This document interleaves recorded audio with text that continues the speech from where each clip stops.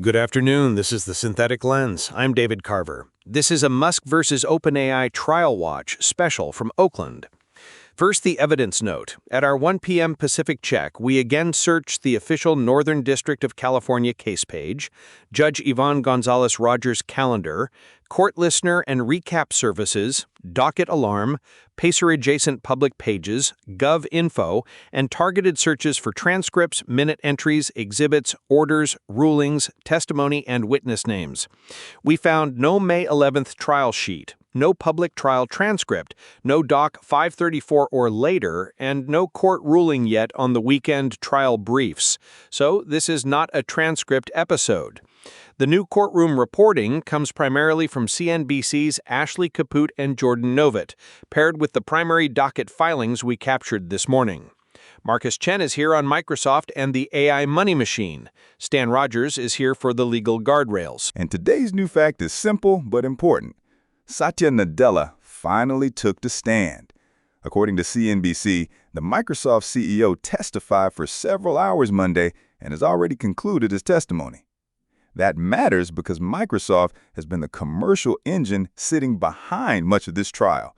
The 2019 billion-dollar investment, the later multi-billion-dollar commitments, the cloud infrastructure, and the 2023 crisis when Sam Altman was fired and then reinstated. The careful version is CNBC reports that Nadella testified Elon Musk never contacted him with concerns that Microsoft's investments in OpenAI violated special terms or commitments. That's a defense-friendly point. Musk has argued that Microsoft's money helped pull OpenAI away from its charitable mission. Nadella's reported answer says, if Musk believed Microsoft's investment violated a promise, he did not raise that concern with Microsoft's. Marcus, why is that more than a courtroom soundbite? Because it hits the timing problem in Musk's story. Musk says Microsoft's $10 billion investment was a key tipping point, the moment he believed OpenAI was trying to, in his words from prior testimony, steal the charity. But Nadella's reported testimony gives the defense a counterweight. Microsoft was not approached like a party knowingly violating some hidden founding compact. Nadella said, according to CNBC, that he did not think Microsoft's investments were donations and that there was a clear commercial element to the partnership from the start. That doesn't end the case. A charitable trust claim does not require Microsoft to say, yes, we knew we were violating the mission. But it helps Microsoft and OpenAI argue the partnership was openly commercial, openly strategic, and understood as such by the people around the company. The jury still has to decide whether that commercial structure preserved OpenAI's mission or hollowed it out. CNBC also reported a separate video deposition from Microsoft corporate development executive Michael Wetter. Right. According to CNBC, Wetter's deposition was played Monday morning, and he said Microsoft has recognized approximately $9.5 billion in revenue to date through its partnership with OpenAI. That's the money machine number of the day. It does not prove wrongdoing, but it gives jurors a concrete scale for what this relationship became. OpenAI was not just a research lab, renting a little cloud capacity. Microsoft turned the partnership into billions in recognized revenue, and OpenAI turned Microsoft into the infrastructure backbone for frontier AI. So Musk's side can say that is exactly the problem. Yes. Musk's theory is that the nonprofit promise had teeth only if the for-profit machinery stayed subordinate. Once the commercial returns became enormous, he argues, the machinery became the point. But OpenAI and Microsoft can say the opposite. Without a serious commercial partner, there is no compute, no frontier model, no ability to pursue the mission at all. The same $9.5 billion number can be framed as mission drift or mission fuel. And that's why today's weekend filings matter. Docs 529 through 531 are a live fight over whether Musk can make OpenAI's October 2025 Public Benefit Corporation conversion part of the liability story. OpenAI's filing asks the court to preclude Musk from arguing that the 2025 recapitalization is a basis for liability, or alternatively, to let OpenAI witnesses talk about California and Delaware Attorney General decisions and negotiations. Microsoft joined that motion. Musk opposed it, saying OpenAI's claim of sandbagging is, quote, sheer fiction, and that he has challenged the PBC conversion throughout the case. Host, translate that for listeners. OpenAI is saying Musk told the court this conversion would be a minor issue, then made it central at trial, especially around profit caps, investor returns, nonprofit value, and board process. Musk is saying, no, the conversion has been part of the case for a long time, and OpenAI should not get to reopen Attorney General evidence just because it dislikes how the trial is going. Those are party arguments, not findings. As of this check, we found no ruling on that. But editorially, it explains why Nadella's testimony lands where it does. Microsoft is not just background anymore. It is the commercial proof point. Was Microsoft's investment the necessary bridge from nonprofit lab to real-world AI deployment? Or was it the moment the nonprofit mission became subordinate to investor logic? Nadella's testimony gives the defense a clean answer. Microsoft saw a commercial partnership, took a risk when others would not, and, according to CNBC, was never warned by Musk that the investment violated special commitments. Then there's the 2023 board crisis. CNBC reports Nadella also answered questions about Altman's brief firing and reinstatement. According to CNBC, Nadella said he was pretty surprised when OpenAI's board fired Altman. His priority, he said, was continuity for Microsoft customers. He wanted to understand what the board meant when it said Altman had not been consistently candid.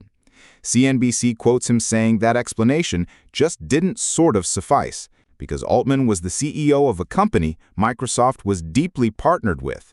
And Nadella reportedly called the situation sort of amateur city. That's potent testimony, because the 2023 firing has become the trial's governance X-ray. Musk's side uses it to argue that people close to OpenAI had serious concerns about Altman's candor and board oversight. OpenAI's side can use Nadella to argue the board crisis itself was destabilizing, unclear, and poorly handled. Again, same event, opposite legal meaning. The weekend docket also previewed Bret Taylor. Doc 532 is OpenAI's memorandum on the scope of Bret Taylor's testimony, and Doc 533 is Microsoft's joinder. OpenAI says Taylor, the OpenAI board chair, was expected to testify as soon as Monday about the special committee formed after Altman's 2023 removal and reinstatement. OpenAI wants him to testify that the committee hired an outside law firm, did not recommend putting Altman back on the board until after the review concluded, and can describe his perceptions in committee actions without naming WilmerHale or disclosing privileged findings. That is OpenAI's requested scope. It is not by itself testimony and not a ruling. If Taylor testifies inside that lane, OpenAI gets a response to the Altman was fired for candor and then magically restored narrative. They can say there was a review, there was a committee process, and board action followed. Musk's side will likely say, if the nonprofit board was strong, why did the crisis require Microsoft pressure, employee revolt, and a reconstituted board? So the frame is narrowing. This isn't just, did OpenAI become for-profit? Exactly. It's more precise. Did the nonprofit control structure still work once Microsoft scale capital, customer obligations, investor economics, and Altman's board crisis collided? Nadella's testimony matters because he speaks for the outside commercial force that was powerful enough to shape the company's survival during that crisis. And he speaks for the compute reality. Frontier AI is not built on vibes. It is built on cloud contracts, GPUs, data centers, sales channels, and customers who expect continuity. Nadella's reported testimony basically says Microsoft treated OpenAI like a strategic commercial partner, not like a charity bucket. That helps the defense on transparency. It also helps Musk on scale. Because once the partnership is that commercial, the jury has to ask whether the nonprofit mission was still steering the ship. The watch note for tonight is restraint. We have CNBC's courtroom account of Nadella. We have primary filings showing a live fight over the 2025 PBC conversion and the boundaries of Taylor's testimony. We do not yet have the Monday minute sheet. We do not have a transcript. We do not have a ruling on the trial briefs. Which means the next docket drop matters. A May 11th trial sheet could confirm who testified after Nadella, whether Taylor took the stand, what deposition clips were played, and whether the court resolved the PBC conversion fight.